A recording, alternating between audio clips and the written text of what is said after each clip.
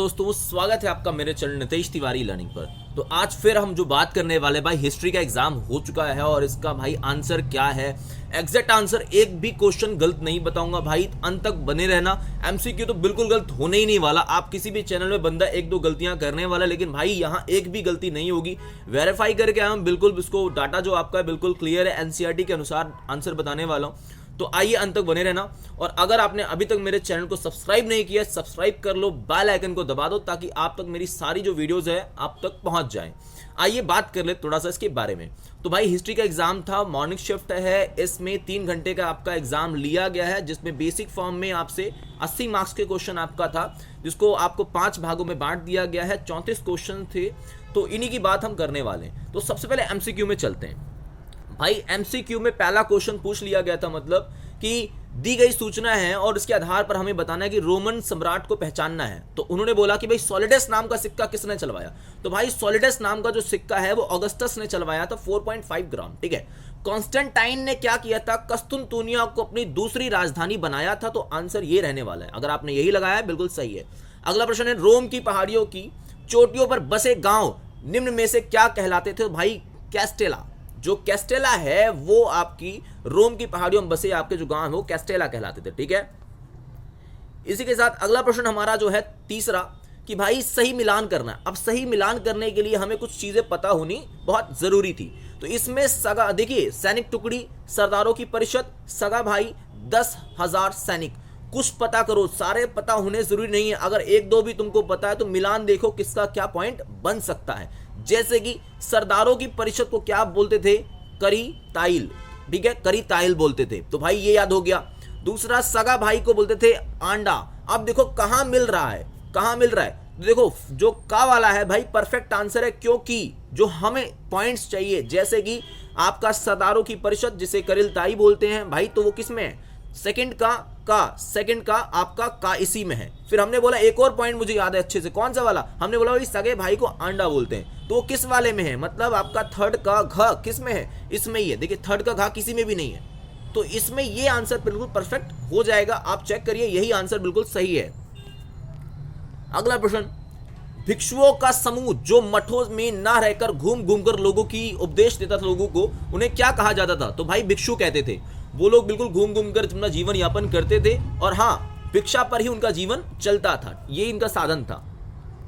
अगला प्रश्न है, दिए गए विकल्पों में से चित्र को पहचानना है कि मेसोपोटामिया कालीन एक राजा का लेख है, मेसोपोटामिया कालीन एक मुहर है, मेसोपोटामिया कालीन एक पट्टिका है, मेसोपोटामिया कालीन एक ईंट है। भाई इसका परफेक्ट आंसर रहेगा एक ये मुहर है। क्या है, मुहर है। इसको अगर इंग्लिश में बोलते हैं तो मेसोपोटामिया की जो सील है। सेकंड बी आंसर आपका रहेगा इसका बिल्कुल सही। अगला हम बात करते हैं, अगला प्रश्न हमारा है, स्टेपीज क्षेत्र का देवता निम्न में से कौन था। तो भाई बहुत सारे लोग उर लगा के आ गए होंगे, जो कि गलत है। इसका आंसर है ड्रैगन। इसका आंसर क्या है, ड्रैगन, मतलब सी आंसर बिल्कुल सही रहेगा। अगला प्रश्न है 7वां, निम्न में से चंगेज खां का वो कौन सा पोता था जो कृषकों और नगरों के संरक्षक के रूप में जाना जाता था। मोंके, हलाकू, बातू और कुवलई खान। तो भाई कुवलई खान परफेक्ट इसका आंसर रहने वाला है। अगला प्रश्न भाई 8वां है, कथन और कारण में है, तो कथन कारण को पढ़ते हैं। पहला है ए, मेसोपोटामिया में नगर योजन पद्धति का अभाव था, परफेक्ट, बिल्कुल सही। हमारी हड़प्पा सभ्यता जैसी बिल्कुल विकसित ये नहीं था, ये बिल्कुल आपका एक नियोजित बस्ती का अभाव यहाँ था। अगला, वहां पर पहली और घुमावदार एक प्रकार से गलियां थी जो घरों के चारों ओर भूखंडों का आकार एक जैसा नहीं था। भाई बिल्कुल सही, दोनों सही है, क्योंकि ये नियोजित नहीं थी इसलिए गलियां भी टेढ़ी मेढ़ी थी। तो कथन कारण का स्पष्टीकरण कर रहा है, ए आंसर सही रहेगा इसका। इसके बाद आपका क्वेश्चन आएगा 9वां, भाई चंगेज खान ने राज्य के दूर दराज के इलाकों में परस्पर संपर्क साधने के लिए किस चीज का प्रयोग किया था। तो हरकारा पद्धति का किया था। किसका किया था, हरकारा पद्धति का। अगला प्रश्न हमारा आता है कि भाई ये चीन का अगर बीजिंग राजधानी है तो जापान की राजधानी क्या होगी। टोक्यो है। क्या है, टोक्यो, क्योंकि कैनबरा राजधानी तो ऑस्ट्रेलिया की है, ठीक है, यहां नहीं रहा। मॉस्को जो है वो रशिया की है, तो वो नहीं रहेगा। अगला प्रश्न, निम्न में से कौन सा रोमन साम्राज्य के संदर्भ में सही है, कौन सी बात सही है। तो भाई सम्राट, सेना और अभिजात। तो जिसने लगाया है ए, सम्राट, सेना, अभिजात, वो आंसर बिल्कुल सही है। आगे बात करते हैं कथन कारण। फिर से क्वेश्चन आ चुका है। तो भाई कथन है कि उलूस शब्द का मूल अर्थ निश्चित भूभाग नहीं है, बिल्कुल सही, ये सही है। चंगेज खान ने अपनी नव विजित क्षेत्रों पर शासन करने का उत्तरदायित्व अपने 4 पुत्रों को दिया, ये भी सही, आपका ये भी सही है। देखिए उलूस ये इसका नहीं रहेगा और दूसरा तो सही है, तो मतलब ए सही है और आर गलत है, तो मैं इसका लगाऊंगा ग, ठीक है। ए सही है और आर गलत है, नहीं ए सही, आर सही है, ए गलत है, मतलब इसका घा होना चाहिए, ठीक है, इसका घा होना चाहिए। 13 जापानियों की कानूनी सोच निम्न में से किससे प्रभावित थी? तो भाई इसका आंसर होगा जर्मन, जिसने लगाया है जर्मनी वो है बिल्कुल सही आंसर, 1 नंबर प्राप्त कर लिए हैं। 1840 में संयुक्त अमेरिका के किस क्षेत्र में सोने के कुछ चिन्ह मिले? कैलिफोर्निया। भाई कैलिफोर्निया आपको पता है भारत की अर्थव्यवस्था से भी ज्यादा उसकी अर्थव्यवस्था है, सिर्फ एक स्टेट की कैलिफोर्निया, जैसे आपको पता होगा अमेरिका के 50 स्टेट को मिलाकर संयुक्त अमेरिका बना हुआ है, तो कैलिफोर्निया मिला था 1840 में, गोल्ड रश। 15वां क्वेश्चन, ऑस्ट्रेलिया की जमीन को टेरा न्यूलियस जो न्यूलियस है कहा जाता था, जिसका अर्थ निम्न में से क्या था? तो भाई इसका अर्थ था शुरुआती जमीन था, मूल निवासी था, जो किसी की नहीं है, आबादकारों की जमीन, तो इसका आंसर रहेगा जो किसी की नहीं थी, ये बी, जो किसी की नहीं थी। 16वां क्वेश्चन, दिए गए एक प्रकार से जो आपके कथन है और कारण है उन्हें पढ़कर हमें बताना है। तो भिक्षु आबे या मठों के जीवन बिताते थे, सही बात है भाई। वे उपासना और अध्ययन का तथा शारीरिक श्रम का व्रत रखते थे, ये भी सही है। वे विवाह नहीं कर सकते थे, ये भी सही है। और भिक्षु का जीवन सिर्फ पुरुष में ही आ सकता, नहीं महिला भी हो सकती थी, तो पहला, दूसरा और तीसरा सही रहेगा। पहला, दूसरा और तीसरा मतलब का सही है, ठीक है, का इसका आंसर राइट रहेगा। अगला प्रश्न आपका है 17वां, भाई मार्टिन लूथर जो किंग है वो जर्मनी का युवा भिक्षुक था, भाई ठीक है, सही आंसर। उन्होंने कैथोलिक चर्च के विरुद्ध अभियान छेड़ा, भाई बिल्कुल सही आंसर है। उनका विश्वास मनुष्य को ईश्वर से संपर्क साधने का पादरी की आवश्यकता, भाई ये गलत है। उनका मानना था अगर आपको ईश्वर को प्राप्त करना है तो किसी पादरी की आवश्यकता नहीं है, आप स्वयं साध सकते हैं, तो भाई इसका गा गलत रहेगा, ठीक है, गा गलत है, बाकी सब इसके सही है। अगला प्रश्न 18वां है, ऐसा व्यक्ति जिसकी अनेक रुचियां हो, अनेक हुनर में माहिर हो, भाई वो कौन था? तो भाई वो रेनेसा वाला आदमी था, लियोनार्डो दा विंची वही तो है। उन्होंने उनको ही प्रकार से अगर मैं कहूं तो रेनेसा व्यक्ति है भाई, उनको सब पता आता था, चित्रकारी से लेकर म्यूजिक हर चीज, मतलब उनको एक लेवल था भाई, ठीक है, तो रेनेसा व्यक्ति थे वो, जो अनेक हुनर में और रुचियों में माहिर बंदा हो, ठीक है। ऐसी संस्था जो उत्पाद की गुणवत्ता और मूल्य और बिक्री में नियंत्रण रखती हो, तो भाई उसका पेरिस था, टेली था, श्रेणी था या टीथ था? तो भाई साहब श्रेणी इसका आंसर राइट रहेगा, बी आंसर खा बिल्कुल सही रहेगा। 20वां प्रश्न आपका है, सन यात सेन ने इनमें से किस 4 बड़ी जरूरत मतलब चीजों को बल दिया कि भाई ये मेन चीजें होनी चाहिए? तो देखिए मेन चीजें आपकी कपड़ा, खाना, घर और परिवहन, कपड़ा, खाना, परिवहन और दवाई, खाना, परिवहन, दवाई और घर, खाना, दवाई, घर और पढ़ाई। देखिए पढ़ाई मुझे लगता है कि परफेक्ट इसका आंसर जो रहेगा वो घा होना चाहिए, क्योंकि पढ़ाई बहुत जरूरी है जीवन में। 21वां प्रश्न, निम्न में से किसने घोषणा की कि पृथ्वी समेत सारे ग्रह सूर्य के चारों ओर परिक्रमा करते हैं? भाई इसका आंसर रहेगा कॉपरनिकस। और कॉपरनिकस बंदा ना अपने जीवित रहते हुए इस बात को व्यक्त भी नहीं कर पाया, क्योंकि वो डरता था, क्योंकि क्रिश्चियन जो समाज था उसका मानना था कि भाई पृथ्वी जो है वो केंद्र में है और सूरज और बाकी ग्रह उसके चक्कर लगा रहे हैं। लेकिन कॉपरनिकस ने ये सिद्ध कर दिया था कि भाई सूरज जो केंद्र में है और बाकी सब उसके चक्कर लगा रहे हैं, मतलब सूर्य केंद्र सिद्धांत इन्होंने पेश किया था। आंसर है आपका कॉपरनिकस। गैलीलियो इधर लगा हुआ लेकिन गलत है ये, ठीक है, आंसर है कॉपरनिकस। गैलीलियो ने केवल दूरबीन का आविष्कार किया था जिससे देखा जा सके, तो ये सिद्ध थोड़ा सा मतलब हेल्प किया, बाकी गैलीलियो नहीं है। इसका आंसर है कॉपरनिकस। अगर आपने यही सब लगाया भाई 21 नंबर बन चुके हैं, एक भी नंबर नहीं कटने वाला है। अब महिलाओं की स्थिति कैसी थी, क्या लिखा है भाई तुमने? तो रोमन साम्राज्य में महिलाओं की स्थिति अच्छी थी। अगर मैं कहूं तो रोमन साम्राज्य में एकल परिवार था, व्यापक चलन था, पति पत्नी बच्चे और माता पिता हो सकते थे। पत्नी अपनी संपत्ति को एक प्रकार से अपने पति को हस्तांतरित नहीं करती थी, अपने पास रखती थी, पैतृक संपत्ति पूरे परिवार का बनाए रखती थी। और महिला जो है वो पिता की मुख्य अधिकारी बनती थी, पिता की मृत्यु के बाद जो संपत्ति है वो महिला को मिला करती थी। यही लिखा है तो बिल्कुल सही आंसर मिलेगा। रोम गणराज्य जो आपका है साम्राज्य था वो कैसा था? तो भाई जो रोमन गणराज्य, प्राचीन रोमन हम साम्राज्य की जब सभ्यता की बात करते हैं तो इसकी पारंपरिक रूप से शुरुआत जो है आपका 509 ईसा पूर्व में रोमन साम्राज्य की एक प्रकार से जो राज्य है, रोमन राज्य है, उसको उखाड़ फेंकने के साथ शुरू हुई थी। और लगभग आपका 27 ईस्वी पूर्व रोमन सभ्यता की स्थापना के साथ ही यह समापन इसका हो जाता है और अवधि में रोमन साम्राज्य ने शहर की और आसपास के इलाकों में ये नियंत्रण वहीं से रखा करते। तो इस प्रकार की अगर आपने ये आंसर लिख दिया होगा भाई फिर बिल्कुल परफेक्ट आंसर यही इसका है। अगला जब हम बात करते हैं भाई, ये तो क्वेश्चन हलवा क्वेश्चन पूछ लिया और बिल्कुल 3 नंबर फ्री के दे दिए भाई। इराकी भौगोलिक आपका विविधता वाला देश था भाई, बिल्कुल था यार। अगर हम उत्तर की बात करते हैं तो हरे भरे मैदान, वृक्षादित आपकी पर्वत श्रृंखला। उत्तर की बात करते हैं भाई, ऊंची स्टेपी के घास के मैदान थे। पूर्व की बात करते हैं दजला और उसकी सहायक नदियां थी। दक्षिण की बात करते हैं तो रेगिस्तान क्षेत्र था, दजला फरात नदी का उपजाऊ क्षेत्र था। तो भाई ये तो इसकी विशेषता ही है, विविधता था यहाँ तो। चंगेज खां के पास यास क्या था भाई? ये चंगेज खां की यास के विषय में क्या जानते हैं आप लोग? तो भाई यास एक प्रारंभिक रूप से आप कह सकते हैं कि नियम संहिता है, जिसमें चंगेज खां ने 1206 में कुरिलताई आपका लागू किया और अर्थ में इसमें क्या था? तो भाई विधि का आदेश था, आखेट के बारे में था, सैन्य और डाक प्रणाली के बारे में था, विनिमय के बारे में था। तो इसी को यास कहा जाता है, यही लिखा है, परफेक्ट आंसर मिल गया भाई। 14वीं सदी की शुरुआत में यूरोप का आर्थिक विकास धीमा क्यों पड़ गया था भाई? क्यों, क्या कारण था? तो इसका मुख्य कारण था भाई कि यूरोप में ग्रीष्मकालीन जो उत्तर का इलाका था ना, यूरोप का उत्तरी यूरोप का, वहां ग्रीष्म बहुत गर्मी ज्यादा बढ़ गई थी। उसके अलावा जनसंख्या वृद्धि हो रही थी।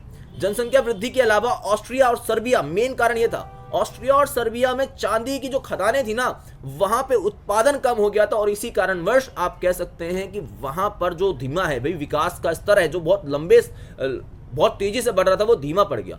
आपको पता ही होगा कि यूरोप में 1780 में आपका औद्योगिक क्रांति शुरू होती है, जो प्रथम औद्योगिक क्रांति थी, और 1850 तक चलती, बहुत तेजी से विकास करते हैं। लेकिन यहाँ पे जो बात की जा रही है वो 14वीं शताब्दी की बात की जा रही है। अब 14वीं शताब्दी का लगभग मतलब है 1301 से लेकर आपका 1400 तक की बात की जा रही है, ठीक है।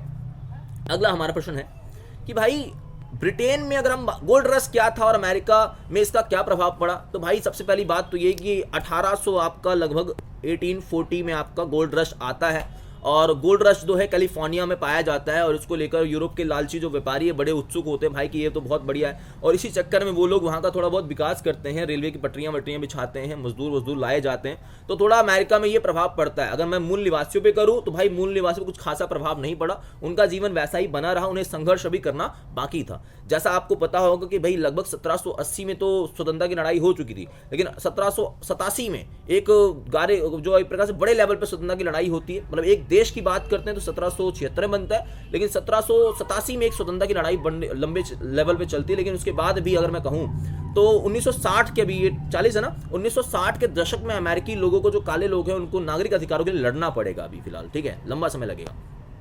भाई अगला प्रश्न है, ब्रिटेन ने चीन में अफीम के व्यापार को प्रोत्साहित क्यों किया? भाई सिंपल सी बात थी यार, कोई भी आदमी किसी भी क्षेत्र में किसी चीज को प्रोत्साहित क्यों करता है? भाई आर्थिक लाभ के लिए, अपने फायदे के लिए। तो यहाँ पे अफीम का व्यापार इसलिए कि उन लोगों को नशेड़ी बना दो, नशे का आदत बना दो और उसके माध्यम से हम पैसा कमाएंगे, दबा के पैसा लूटेंगे, सोना चांदी लेंगे, तो ये तरीका था भाई।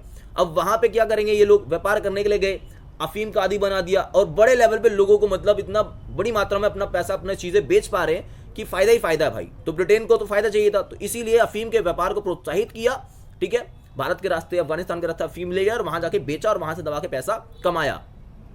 चीन में कन्फ्यूशियस जो है उसका विचारधारा क्या था? भाई कन्फ्यूशियस का एक लाइन मुझे याद आता है। कन्फ्यूशियस कहते हैं कि जो अच्छा करता है उसे पुरस्कार दो, जो गलत करता है उसे दंड दो। तो कन्फ्यूशियस की विचारधारा से चाइना बहुत प्रभावित है और कन्फ्यूशियस के साथ माओ से तुंग, इन विचारधाराओं से चाइना चलता है। और आज चाइना जिस पोजीशन पर है उसका मुख्य कारण चाइना की विचारधारा ही है। अपनी विचारधारा को उसने नहीं छोड़ा। भारत जैसे देश ने, भगत सिंह जैसे जो हमारे पूजनीय हैं, उनकी विचारधारा को छोड़ा तो हम कहां पहुंचे? इसी कारणवश। और उन्होंने अपने स्वतंत्रता सेनानियों की विचारधारा को आगे बढ़ाया तो आज वो आगे बढ़ गए हैं और हम लोग यहीं पीछे रह गए हैं। यही मुख्य कारण है। भाई मेसोपोटामिया की सभ्यता की सबसे बड़ी देन क्या है? तो भाई जो कालगणना है ना, कालगणना, वह मेसोपोटामिया की सबसे बड़ी देन है। क्या है? सबसे बड़ी देन है। इस बात को हमें नहीं भूलना चाहिए कि मेसोपोटामिया जो है उसमें क्या हुआ, 1800 ईस्वी की ईसा पूर्व के आसपास, मतलब ईसा पूर्व के पट्टिकाएं मिली जिनमें गुणा और भाग की तालिकाएं थी, वर्ग के बारे में बात की थी, वर्गमूल के बारे में बात की थी, चक्रवृद्धि ब्याज के बारे में बात की गई थी। तो भाई ये हमें कहां से ज्ञात हुआ? ये हमें मेसोपोटामिया के बारे में ही, मेसोपोटामिया की जो सभ्यता है उसके बारे में जानकर ही ज्ञात हुआ। उसके अलावा पृथ्वी के चारों ओर चंद्रमा की परिक्रमा के अनुसार पूरे वर्ष में 12 महीनों में उसका विभाजन, 4 महीनों का एक महीने का विभाजन और 4 सप्ताहों का विभाजन, एक दिन का विभाजन, और एक 24 घंटे में जो विभाजन किया गया, ये सब कुछ कहां से आया? ये सब कुछ मेसोपोटामिया के बारे में जब हमने जाना पढ़ा तो वहीं से हमको ये सब चीजें पता चलती है। भाई मेसोपोटामिया का शहरी जीवन एक प्रकार से किस प्रकार था? भाई शहरी जीवन सिंपल है कि मेसोपोटामिया में बेसिक फॉर्म में अगर मैं बात करता हूं तो मेसोपोटामिया के शहरी जीवन हम बात करते हैं दक्षिणी भाग में सुमेर और अक्कद तक था, ठीक है। और उसके बाद जो आपका बेबीलोनियन भी आपका लगभग बस गया। मेसोपोटामिया में शहरों में अगर हम बात करते हैं तो भाई इसमें डिवीजन वर्गों का मतलब कार्य का डिवीजन था। कार्य मतलब आपका जो है कि श्रम का विभाजन एक मुख्य वजह हम कह सकते हैं कि ये था, अर्थव्यवस्था की विशेषता थी।